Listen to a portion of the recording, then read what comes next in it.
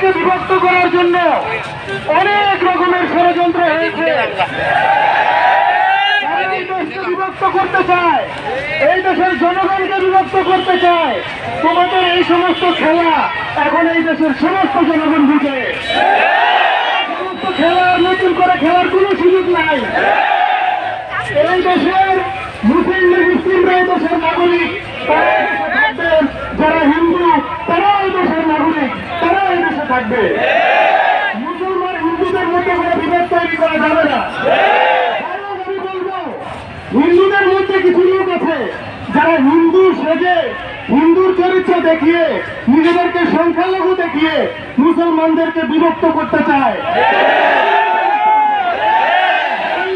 নামের এই সমস্ত সংগঠনের আড়ালে থেকে এই দেশের মানুষের সম্প্রীতিকে ধ্বংস করতে চায়। তাদেরকে চিহ্নিত করতে হবে, চিহ্নিত করে করে তাদেরকে এই দেশের বর্ডার থেকে বের করে তাদের যে সমস্ত দল আছে, তাদের যে সমস্ত বক্তারা আছে, তাদের সেই দেশ ভারতে তাদেরকে পাঠিয়ে দিতে হবে। স্পষ্টভাবে বলতে চাই, আমাদের আজকের এই সমাবেশ শুধু ইসকনের বিরুদ্ধে সমাবেশ না। আমাদের আজকের সমাবেশ ইসকন সহ যত মুসলিম নামধারী লোকেরা তাদের এজেন্ডা বাস্তবায়নের জন্য। আমার প্রাণপ্রিয় ভাই সিরাজ ভাই বারবার প্রথম আলোর নাম, ডেইলি স্টারের নাম নিয়েছেন। শুধু প্রথম আলোর ডেইলি স্টার না, এই দেশের সুশীল নামে গৌরব তাদের দালালি করার জন্য, তাদের পা চাটার জন্য প্রতিনিয়ত তারা তাদের গোলামি করছে। এদের প্রত্যেককেই এই দেশ থেকে উৎখাত করতে হবে, করতে হবে।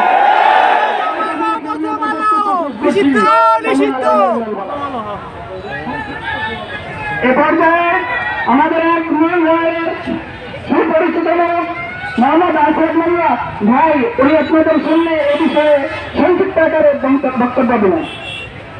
বিসমিল্লাহির রহমানির রহিম। সংগ্রামী সাথী বন্ধুরা, আসসালামু আলাইকুম রাহমাতুল্লাহ। আমরা আজকে এখানে বসে পড়েছি সবাই অনুগত।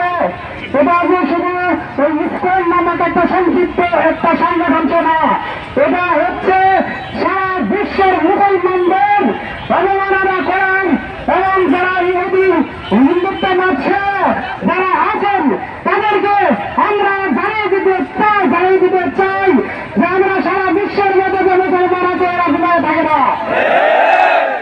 আগে যারা আপনারা চক্রান্ত করার চেষ্টা করছেন, অপচেষ্টা হয়েছে মাত্র, কোনদিন সত্য হতে দিবে না।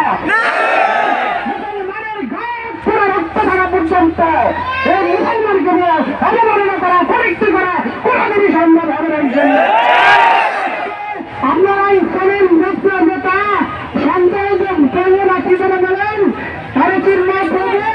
আপনাদের নেতা যদি আপনার ভাইয়া তাদেরকে প্রেরণ করেন, মুক্তির জন্য সংগ্রাম করেন, যে আমাদের প্রভুর মুক্তি চাই, আর আমার প্রভু যদি হয়ে থাকে সেটা ধরাশোনা হয়ে থাকবে, তার আবার কিসের মুক্তি?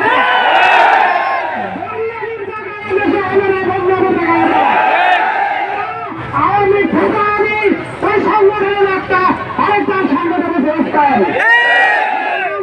আমরা এই ছাত্র আন্দোলন সহ আমাদের দেশের মধ্যে আলিম উলামার যতগুলো সংগঠন আছে সবাই সচেতন, সবাই বুঝে যে এটা ওই ফেসাদুদের একটা চক্রান্ত। আমরা এদেরকে ছাত্র হাতে দেব না, দেব না, দেব না। আসসালামু আলাইকুম।